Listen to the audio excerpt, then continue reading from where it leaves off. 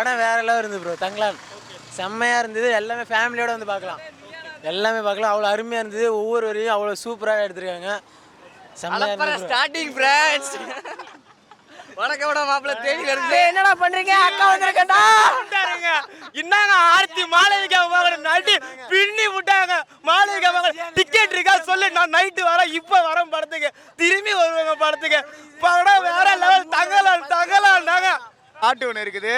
வானே தங்கலானே வெள்ளவானே ஆதியோனே, வானே தங்கலானே ஆதியோனே வெள்ளவானே. பயங்கரமா இருக்குங்க. பாட்டு வேற லெவல்ல இருக்குது. அடிச்சு பிரின்னு பிரிக்குது தியேட்டர்லாம். மியூசிக், எடிட்டிங், எஃபெக்ட் வேற லெவல். ரஞ்சிதனா பயங்கரமா இருக்குன்னா சூப்பரா இருக்கு படம். வணக்கம், என்னோட பேர் ஸ்கெட்ச் கார்த்திக். தங்கலான் விக்ரம் சாரோட ஃபேனு. நான் ஏற்கனவே ஸ்கெட்சில் அவர் கூட வில்லனா பண்ணியிருந்தேன். படம் நல்லா இருக்குது. எதிர்பார்த்து வேறு மாதிரி போனேன். அதோட எதிர்பார்த்தோட பயங்கரமாக இருக்குது. அதுலேயும் அது ஒரு ஃபைட் சீன் ஒன்று, மேலே வந்து குளிக்கிலேருந்து உள்ளூர சீனு லைவாகவே அண்ணன் விழுந்திருக்காங்க. ரொம்ப வந்து கஷ்டமாக இருக்குது. ஏன்னா ஏற்கனவே அண்ணனுக்கு வந்து கால்லெல்லாம் அடிபட்டிருக்கு. இப்போ இந்த படத்தில் அவ்வளோ கஷ்டப்பட்டு நடிச்சிருக்காங்க. அந்த வில்லி கேரக்டரு பயங்கரமாக மிரட்டி விட்ருக்காங்க.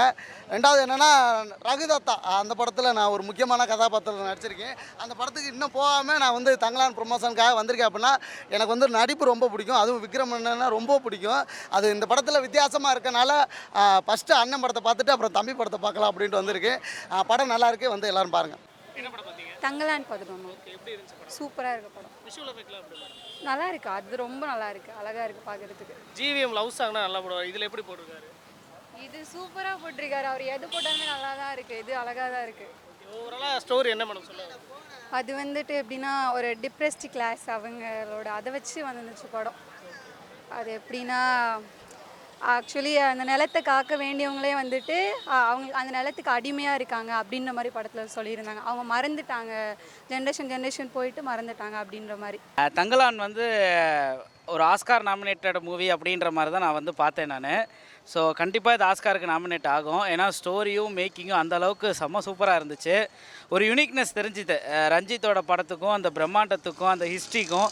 ரஞ்சித் இதை எப்படி ஹேண்டில் பண்ணுவாருன்னு பார்த்தேன் நான். பட் சூப்பராகவே ஹேண்டில் பண்ணியிருந்தார்.